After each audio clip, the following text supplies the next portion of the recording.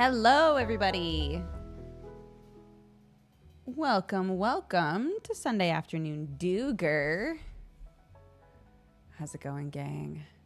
It's warming up, but it hasn't stopped raining. It's just getting warmer and continuing to rain. Very confusing for my dog.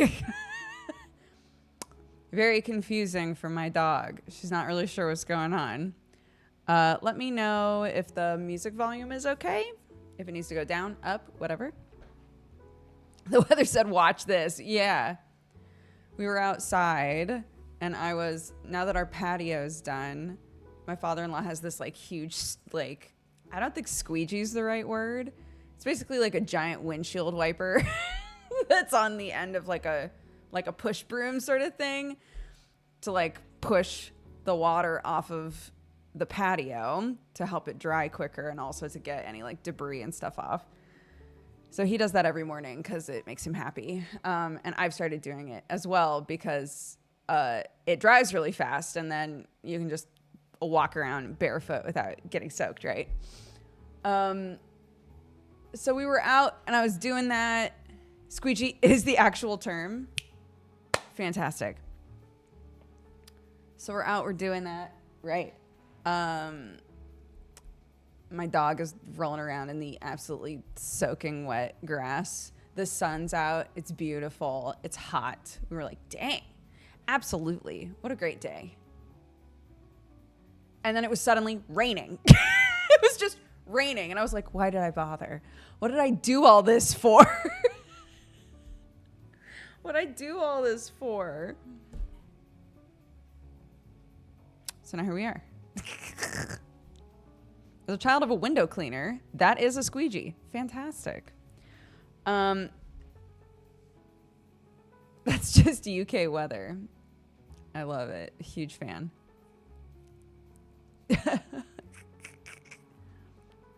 Oh no! What's in my toofs? My toofies. You're still not adjusted to British summer? You know what's so cool about British summer is it's different every year. It's June, dude. Why did we get hail yesterday? It's just now. This is our first hot day and I don't know how long. And it's still raining. Last year, though, by the time Easter came around, it was sweltering. It was so hot. The sun was out. We were doing BBQs. It's like enough of us were like, man, these British summers are getting too fucking hot. And then the weather said, okay, I'll give you hail instead in June. Rude. Guys, hear me out. I think there's something wrong with the climate. You know what? You might be onto something here. We made a plan for today with Sam. Not with Sam, something to do with Sam. It's Father's Day here. I don't know if it's Father's Day in all other places, but it's Father's Day here. So, to any dads or people who fill the role of a dad, happy Father's Day. We thought we were so clever. So not a lot, but there are quite a few spots in Sam's, any of you who watch Sam, he's got this big plant wall. And some of the plants have died. They didn't do very well. And so Clark and I were like, here's the plan. We take him to lunch and then we go to the garden center and we buy some new plants for the background and help plant them and all that, right? Die Made, welcome to the Cat Gang. Thank you so much.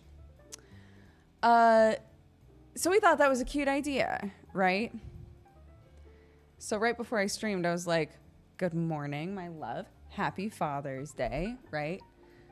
And I said, here's the plan. I'm going to stream for 45 minutes. Just to say what's up and wink at chat a little bit. And then we're going to take you to eat something. And then we're gonna go to the garden center and get some plants for your background. And he goes, oh, that's sweet. But I actually asked my sister to start like propagating a bunch of stuff. So my sister has like a bunch of plants that she's growing for me for the background. And I was like, oh. He was like, yeah, so I don't think that I don't think we should go get stuff because I don't know how much space like the stuff that she's growing is going to take up. And I was like, okay, that's so fair. That's so fair. Okay. My cute idea dashed to shreds, but it's fine. But it's absolutely fine. What if we just got you a new plant, Sam? I love that this keeps happening. Your communication dodging weird bullets. Yeah, except I wish the bullet would hit sometimes, you know? I would happily take that bullet if it meant we both knew the same thing at the same time sometimes.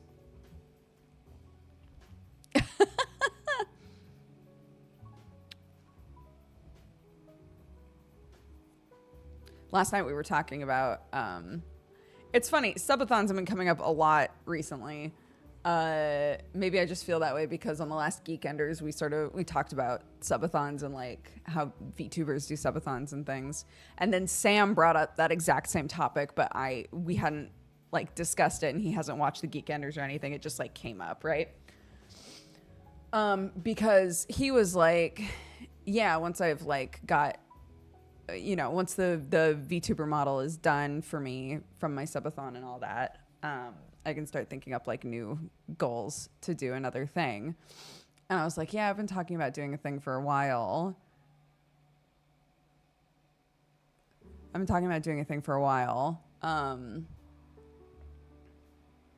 are a lot of noises happening outside.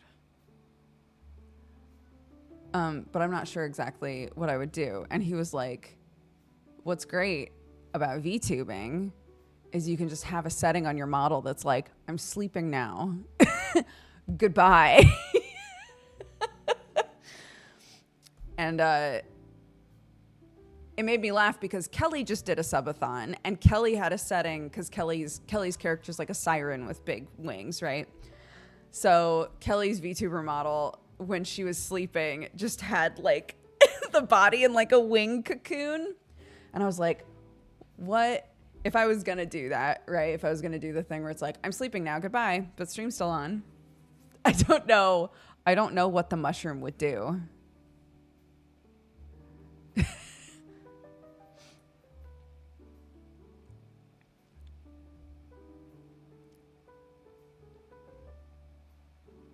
Yeah, just plant itself.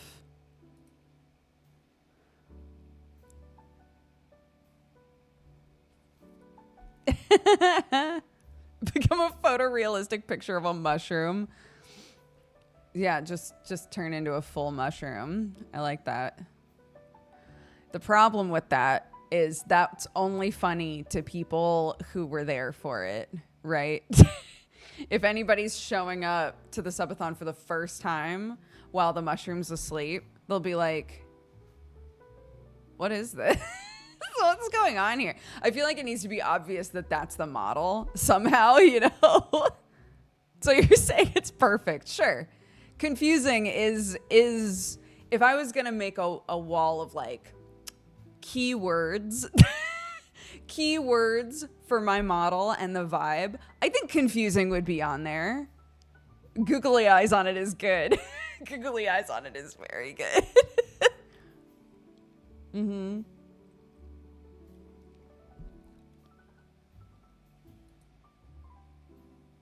Yeah. Okay. Photorealistic mushroom with the honk shoe and a sticky note and googly eye. Is that too much or is that just enough? Or is it not enough?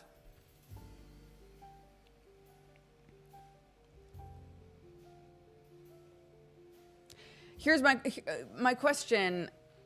And again, I don't want to skeeve anybody, But if we're going photorealistic mushroom, or like still an art mushroom, but like in the vein of realism, do we then say to the artist, I want you to also paint realistic eyeballs all over this? I feel like that might be too far. But also I want to see it, you know?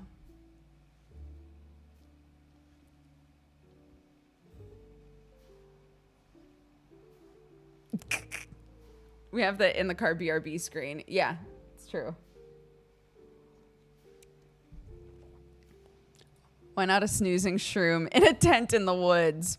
I guess because if it's in tandem with a subathon format, right?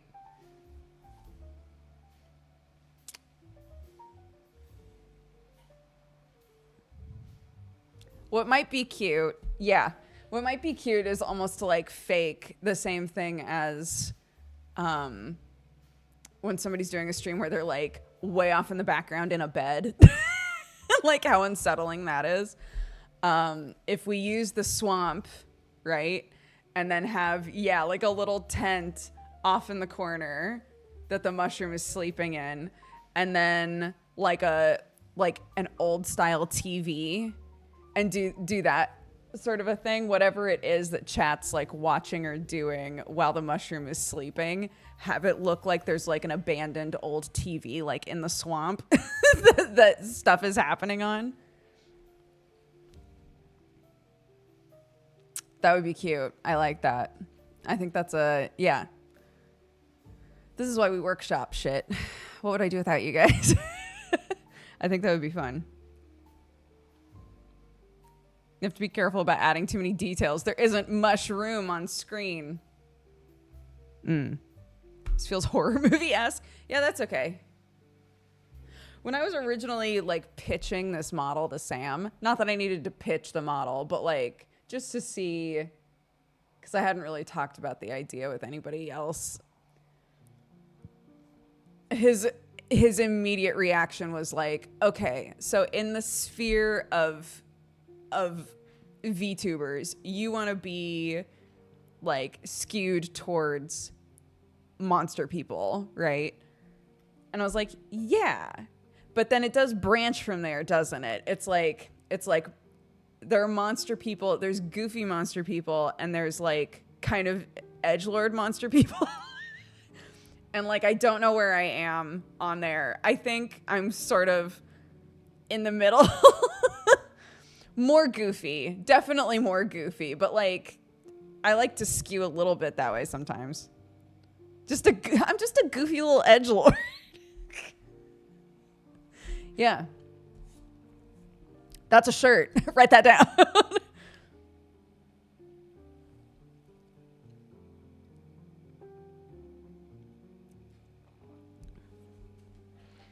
Yeah, there's like, you know, we might dip occasionally into some light body horror, but not with the intention to make anybody be like, and now I'm never coming back.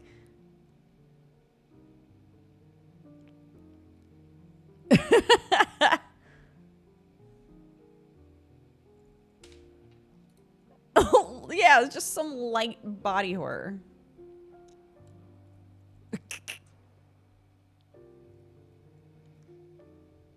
Tasteful body horror. Yeah. Just a little body hobo. Just a little bit. Just to see.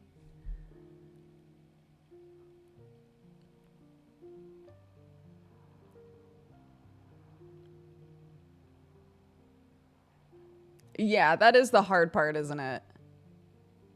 Ray Popsicle said, full-on gore is fine for me, but the eyes being clustered together makes me nope the heck out.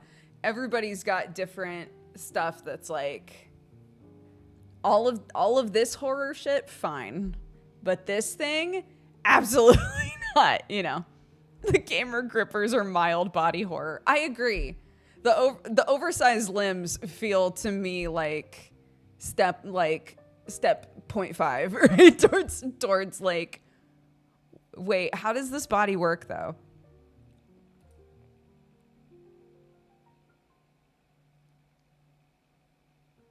I'll never leave. The memes are eternal and the vibes are impeccable. Thank you. That's so sweet. Weird teleporting or speed walking children. Dude, I've talked about this before, but there are movie trailers that had like a split second of like weird, creepy preteen down a hallway walking weird that stuck with me for years. Where if I closed my eyes and just dipped a little bit into thinking about that, I could not go back to sleep.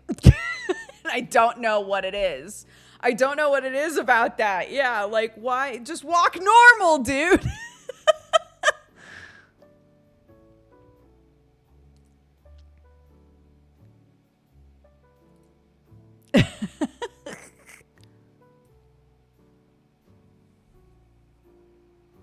I almost didn't watch Haunting of Bly Manor because I was scared of the ominous kid in the window teaser trailer. How was that? I also didn't watch that because I wasn't sure what flavor it was going to be, you know? Fabulous? Oh my goodness. All caps as well? Damn. Okay. I think it's maybe because the sounds they do in those scenes are like bones breaking or cracking. Sometimes it is. They love to do that with zombie stuff now, right? Like, there's something wrong with this body. It's moving in a way where it shouldn't be able to do that. So you can hear the bones like rubbing up against each other in like a creepy way, or like the body is putting itself back together, but it's like not quite right. You know, it's like sounds that are supposed to imply that for you. I don't mind that shit at all.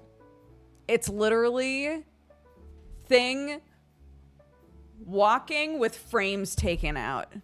I'm positive that's all that they do is go walk around. We're going to take some frames out and then we're going to smush it together and it's going to look fucking creepy. And they're right. I hate it so much. Unreal.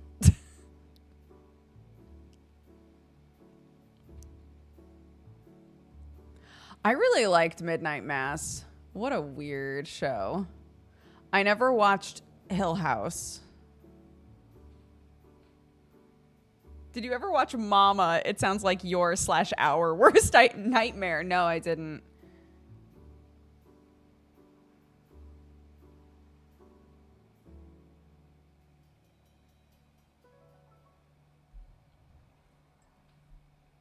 The janky walking gives me vibes of an insect wearing a human suit. I feel like so often I start off a story with, there's a Shel Silverstein poem. It's because my kid asks for Shel Silverstein poems every single night. So I've read so many of these poems like a million times. But there's one of them, I think it's in A Light in the Attic. There's one that's literally like, I took off my skin and popped off my head like I always do every night. And then a monster crept into my room and put my skin on and took my head. How rude is that? So if you see somebody out there doing weird shit, it's not me. It's the monster that took my skin because he's a rude bitch. That's the vibe of the poem. And every time I'm like, I hate this because the picture is literally like this weird creature putting skin on. These are kids' poems. And like, it's fine. It's just weird. Sure. Hold on. Shel Silverstein wearing my skin. Skin Stealer. I think this is it. Yes, this is it. You ready? I'll read it to you. I will read it to you. Here we go, gang. Okay. This evening, I unzipped my skin and carefully unscrewed my head, exactly as I always do when I prepare myself for bed. And while I slept, a cuckoo came as naked as could be and put on the skin and screwed on the head that once belonged to me. Now wearing my feet, he runs through the street in a most disgraceful way, doing things and saying things that I'd never do or say. tickling the children, kicking all the men, and dancing the ladies away. So if he makes your bright eyes cry or makes your poor head spin, that scoundrel you see is not really me. He's the cuckoo who's wearing my skin.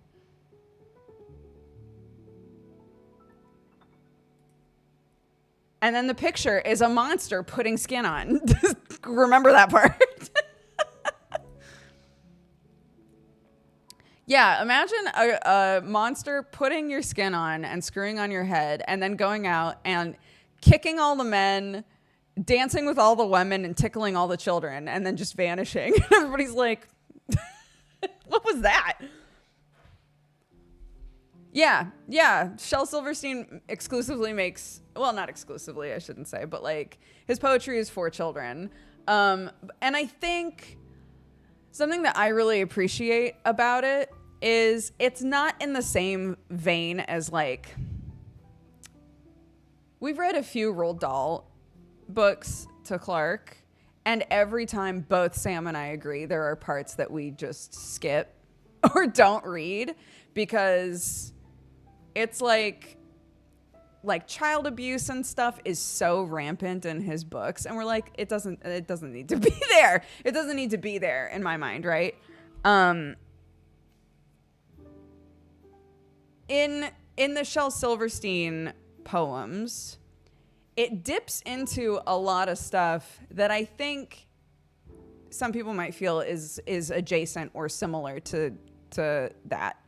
But like, from my perspective, he's really open to making poetry about death, about war, about like really somber or like strange things that kids do think about anyway, right? Or are aware about in some way, shape, or form. And I think we've had my kid and I have had so many conversations after reading a Shel Silverstein poem, because it really does make her think about stuff in a way where it's like, that was a goofy, weird poem, but I think it was about this, right? I like it. Otherwise, I wouldn't read them to her every night. But she literally asks for these poems every single night.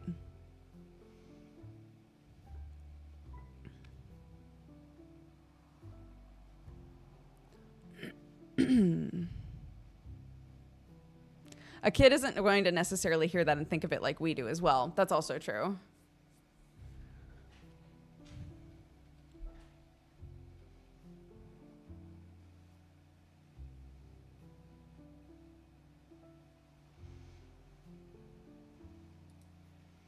Oh my gosh. I got contacted by the lady that Peachy was with before she came to our house. Peachy had a sister that that they called Greenie. And we got a message being like, hey, just FYI, the home that Greenie went to, they returned her. They didn't want to adopt her anymore. It wasn't a good match, I guess. So if you guys want another dog, just FYI, no pressure, but just so you know, there's her sister is just back with us. So I was like, oh, poor baby. I don't think we can handle 2 clouds. 1 cloud is so much. I don't think we can do 2 clouds. But I do feel very bad for Greenie. Poor baby. Too cloudy, too fast, too furious, too cloudy.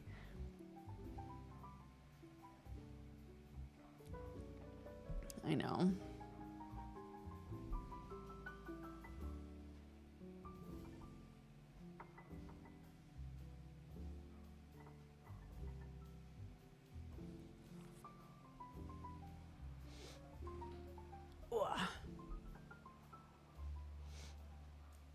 My parents always say 1 dog at a time, 2 cats at a time. That makes sense. That makes sense. 2 cats is the same as 1. 2 dogs is the same as 4. I'm sure, look, she's adorable, just like Peachy. They'll definitely find someone who's able to adopt her.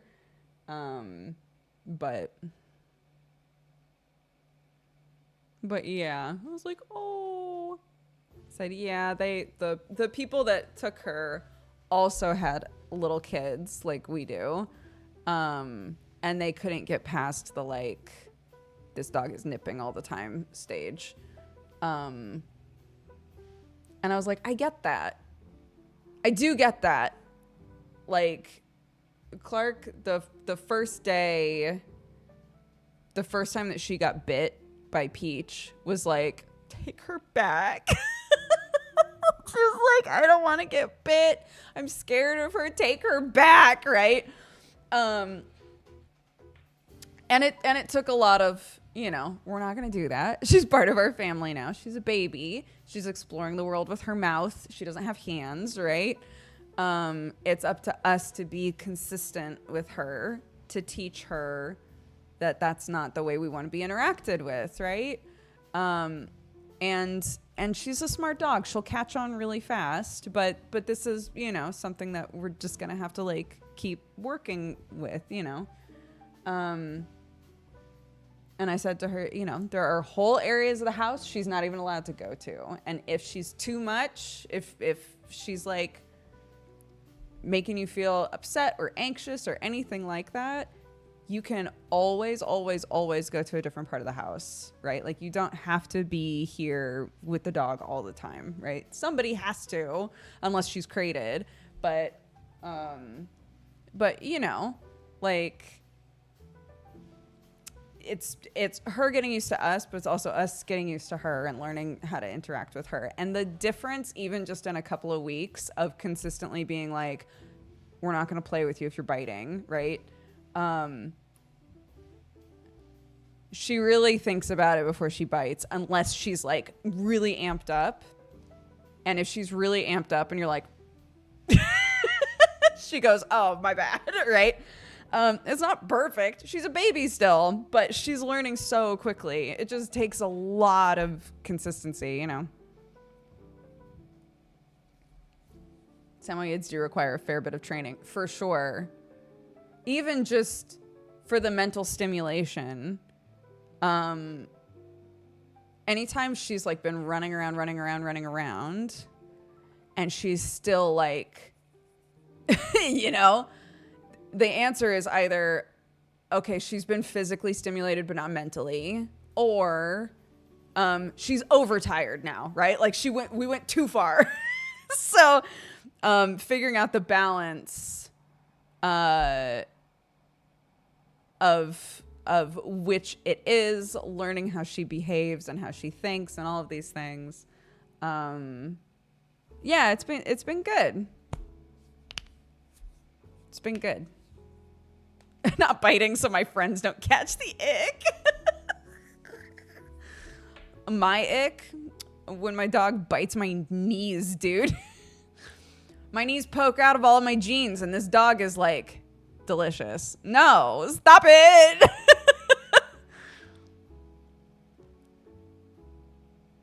But yeah, she's great. She fell asleep on us last night while we were watching TV. It was the first time that's ever happened. We were like, she's a baby. She's so cute. So, yeah, we're doing good with her. We're also noticing really quickly when she's like, I'm trying to pee somewhere. I need to pee. Because it's so distracting outside. I need to end in like a minute. Really short stream, guys. Sorry, I've just talked about the dog the whole time. But it's so, there's so many, there's sheep, there's other dogs, there's just like so much going on outside that the number of times that we take her outside and I know she needs to pee, but she gets distracted by something. And then we're like, well, we have to go inside now, right? And the second we're inside, she's like, but I needed to pee. I'm like, yeah, I know, dude. Yeah, I'm aware.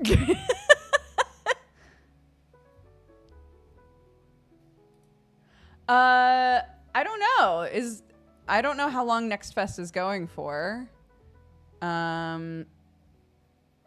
But if it's still going, I would love to do more demos since we've still got a bunch that were suggested.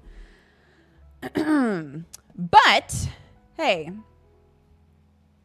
you guys are great. Thanks so much. Sorry, I know it's a very short stream, but I need to take a dad to a lunch. So June 17th, tomorrow. Tomorrow. So yeah, tomorrow can be our last demo day. That's fine. Yes, and Sunforged is happening today. Yes, yes, yes. I'm opening up Raid Leader if anybody would like to grab it. I'm going to read off the activity feed. And then the flesh dies. And then the flesh dies. You know, until next weekend. Until next weekend. If you didn't watch it, go check out the newest Geekenders episode. It was a special VTuber episode with Summer. Jesse asked a million questions about VTubing. Summer was a great guest and answered all of his questions. It was a really fun convo, and people seem to really like it. So yeah, check that out. Let's see. Missy, thank you for the 52 months. An anonymous gifter gifted a sub. Thank you for that. I appreciate it. X-Event, thank you for the 92. Diemade, again, thank you. Welcome to the Cat Gang. I appreciate it. Ains, thank you for the 13 months. Ectrix for the 80. And Crickbell for the 58. I'm loving Geekenders. Thank you. I'm so glad. I'm so good. But I just got here. I know. I'm sorry. It's Father's Day. We have plans, but I still wanted to do a little stream. So, okay.